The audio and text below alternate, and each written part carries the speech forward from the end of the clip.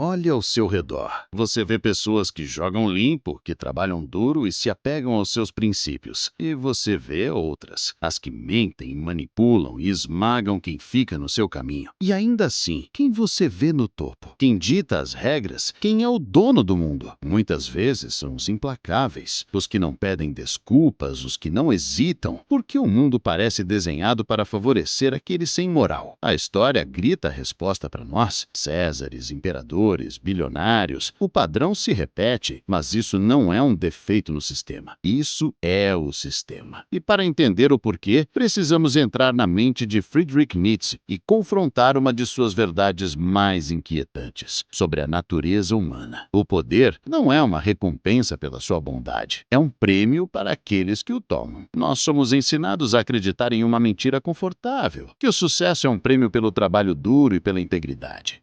Nietzsche riria da nossa ingenuidade. Se você quer entender as verdadeiras regras do poder, não as que te contaram na escola, inscreva-se no canal. Sua jornada para a verdade nua e crua começa agora. No coração da filosofia de Nietzsche, existe uma força que move tudo. Não é Deus, não é a razão, é a vontade de potência. Um impulso fundamental de toda a vida para crescer, expandir, dominar e superar a si mesmo. Nós não buscamos a felicidade ou a paz como nosso objetivo final. Nós buscamos poder, a habilidade de impor nossa vontade ao mundo. E a partir dessa ideia, Nietzsche expõe a grande ilusão da moralidade. O que nós chamamos de bem e mal não são verdades universais, são armas, ferramentas criadas por grupos diferentes para seus próprios interesses. Ele dividiu a moralidade em duas. Primeiro, a moralidade de escravo, com um tom até de desdém. É a moralidade dos fracos, dos oprimidos, incapazes de tomar o poder. Eles criam um sistema de valores que glorifica a submissão, a humildade, a piedade. Eles chamam a fraqueza de bondade e demonizam a força e a ambição como maldade. É a moral da maioria que te ensina a se contentar com seu lugar. O tom muda, torna-se mais nobre e forte. Mas existe a outra, a moralidade de senhor. É a moralidade dos fortes, dos líderes, dos criadores. Eles não pedem permissão. Eles definem seus próprios valores baseados na excelência, na nobreza, na superação. A questão que Nietzsche joga na sua cara é esta: você tem vivido pela moralidade que te impuseram para te manter fraco, ou você tem a coragem de criar a sua própria? O sucesso, então, não favorece os mais morais, segundo as regras comuns. Os que vencem, segundo a lógica de Nietzsche, possuem traços que a moralidade de escravo te ensinou a reprimir. Primeiro, a ambição, um desejo implacável de ir além. Pessoas comuns se contentam, aceitam suas circunstâncias, fazem as pazes com a mediocridade. O ambicioso nunca faz. Cada obstáculo é um desafio, cada derrota é combustível. Não é sonhar, é obsessão. Segundo, a decisão. No mundo do poder, a indecisão é a morte. Os fracos hesitam, analisam demais, paralisam pelo medo de errar. Os fortes agem, eles confiam em seus instintos, se comprometem com um caminho e ajustam o curso no meio da batalha. Eles não esperam pelo momento perfeito, eles o criam. E terceiro, a crueldade estratégica. E entenda bem, não é ser cruel por prazer, é a capacidade de remover a emoção das decisões. É saber quando as regras devem ser seguidas e quando devem ser quebradas. É entender que às vezes a gentileza é uma fraqueza e a firmeza é necessária. O homem que sobe ao poder não é aquele que segue o livro de regras da sociedade. É aquele que entende que o livro foi escrito para mantê-lo na plateia e não no palco. Ele tem a coragem de fechar o livro e escrever suas próprias regras. Mas o poder é sedutor e perigoso. Aqueles que sobem ao topo através da crueldade e da manipulação acreditam que são intocáveis.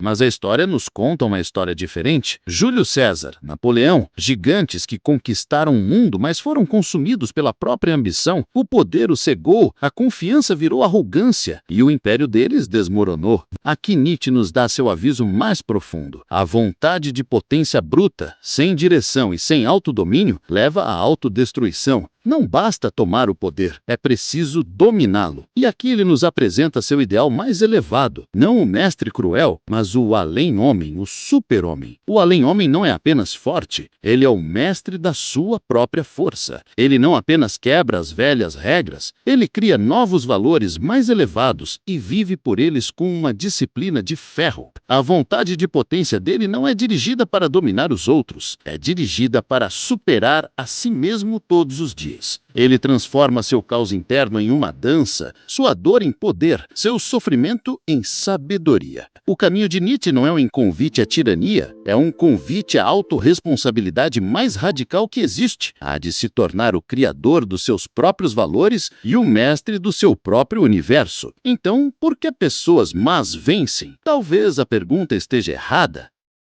Talvez não se trate de bem e mal, trata-se de quem entende as regras do poder e quem vive em uma ilusão moral.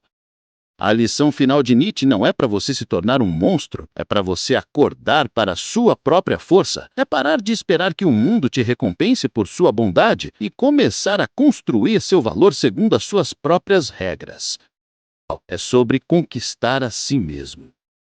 E se essa jornada de autossuperação é o que você busca, o Psicovibes é o seu guia. Nós exploramos a fundo a filosofia e a psicologia para te dar as ferramentas para construir sua fortaleza interior. Os links para os nossos conteúdos mais importantes estão na descrição. Portanto, se você está pronto para parar de seguir as regras dos outros e começar a criar as suas, junte-se à nossa comunidade de pensadores. Inscreva-se no canal. Lembre-se que a história não se lembra dos obedientes. Ela se lembra daqueles que tiveram a coragem de se tornarem quem eles realmente são. Fique com Deus e até o próximo vídeo.